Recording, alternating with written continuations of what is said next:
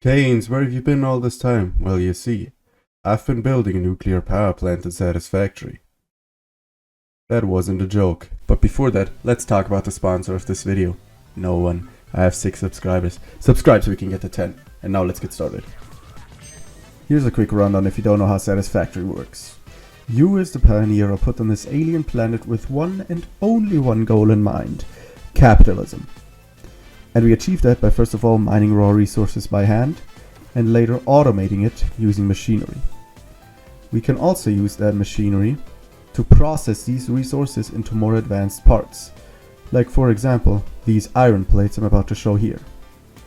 And then we use these more advanced parts to build bigger and better machines to make even more advanced parts, with the ultimate goal of sending them up into space and proving to our corporate overlords that we indeed have mastered the craft of exploitation.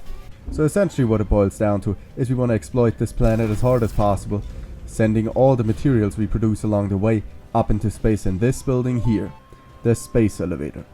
The space elevator is probably the most important building in the entire game, because if you feed it materials, you can unlock new tiers in your hub building, which allows you to build more advanced parts. And that's exactly what we're after right now. For a nuclear power plant of the scale we have planned here, we need almost all of the items that Satisfactory 1.1 can offer, which means we have to upgrade the space elevator to almost its maximum level, only leaving one level to spare, which is the last one, to beat the game. For the first phase we needed 50 smart plates, but those are really easy, so we automated them in a couple of minutes. And then we sent it off into space. But I won't spoil you any further, it's time for chapter 2. Our base so far has been running on biomass burners, and if you've ever actually played Satisfactory, you know what I'm about to say. It sucks. We need a better alternative, something like dirty, environmentally unfriendly coal power. That's why we began construction on this power plant over here. But it wasn't enough pollution for the planet, so we doubled it in size and built this. That allowed us to nicely square away our power needs. And with that we could now focus on the next phase. And with a bit of patience, this turns into this. And you already know the deal. Load, seal, and send. Amongst many other things, we now had a new resource at our disposal. Oil.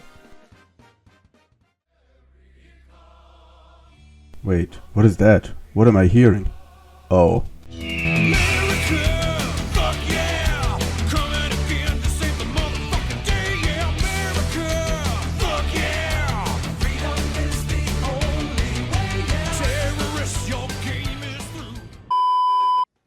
Through our newfound mastery of the black gold, we were able to automate things like plastic, rubber, and packaged fuel.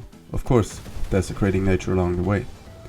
We funneled all of these materials into our storage, and that also allowed us to make heavy modular frames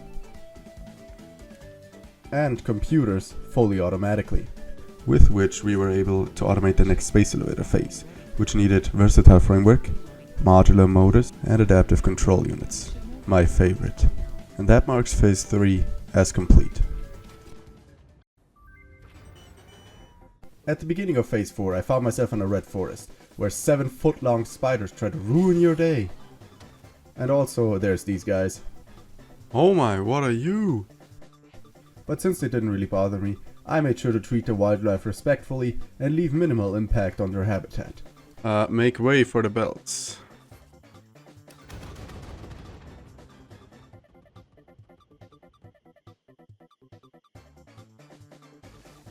You keep throwing rocks at me, I keep throwing rocks at you.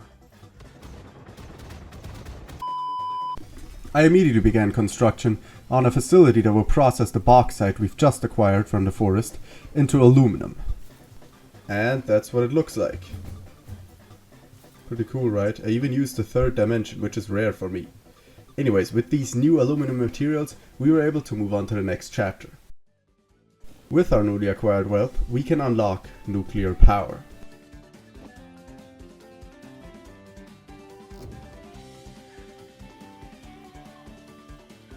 So, we've unlocked nuclear power. That means we're ready to get started on the big plant, right? No. What do you mean? We have everything. Yeah, we just need a couple of other things for the storage. Wait, I have a list here. Yeah, that would be cooling systems, crystal oscillators, radio control units, fused modular frames, AI limiters, high-speed connectors, electromagnetical control rods, supercomputers, turbo motors. Oh yeah, and like 100 MRSA spheres to upload all of that to the cloud automatically. That's it. I need that done by tomorrow. What? Do we even have enough power for that? Yeah, like 2000 megawatts. Anyways, good luck. Son of a b****. Oh boy, let's get started.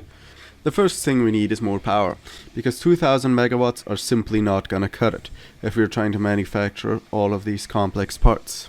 And so I devised a plan.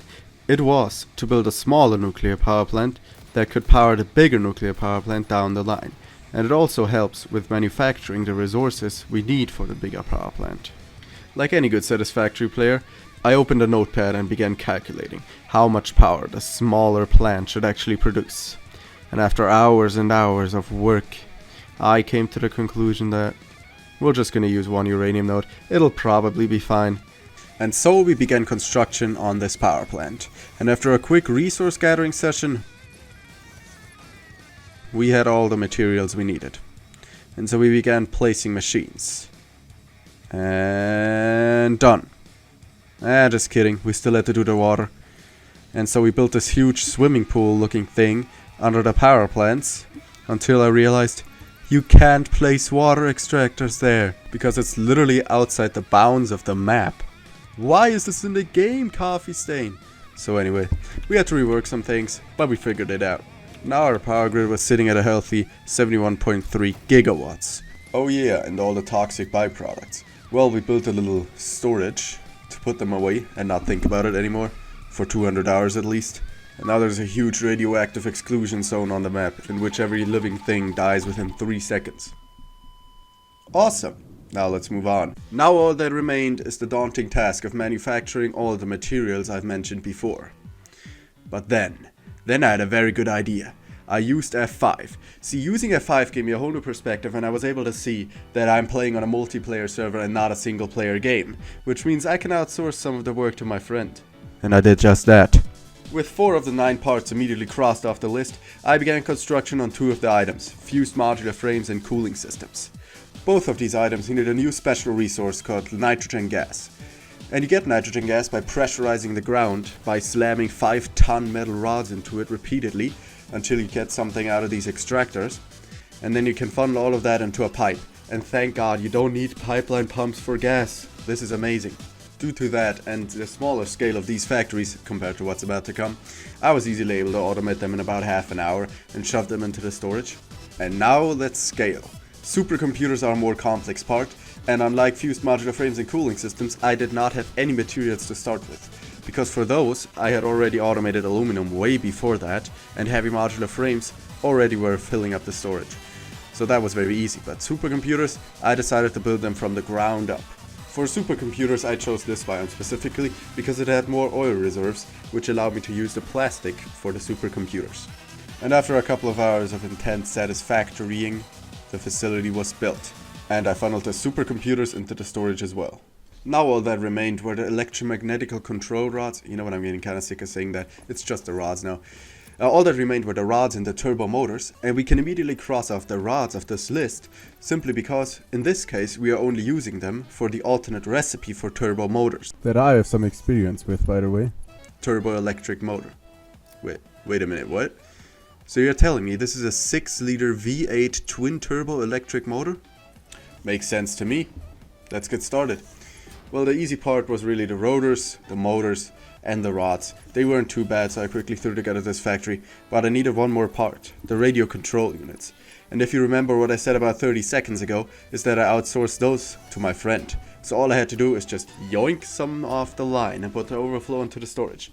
And there we go, beautiful turbo motors. With this list completed, all that remained is one more space elevator phase before we can get started on building the nuclear power plant. Wait, we're almost 10 minutes into the video. How long did this take? 100 hours! Oh my god! And we still have so much to do. Well, smash like for part 2. If this video hits 50 likes within a month, I'll give away a Satisfactory account to one of you guys. And until then, see ya later.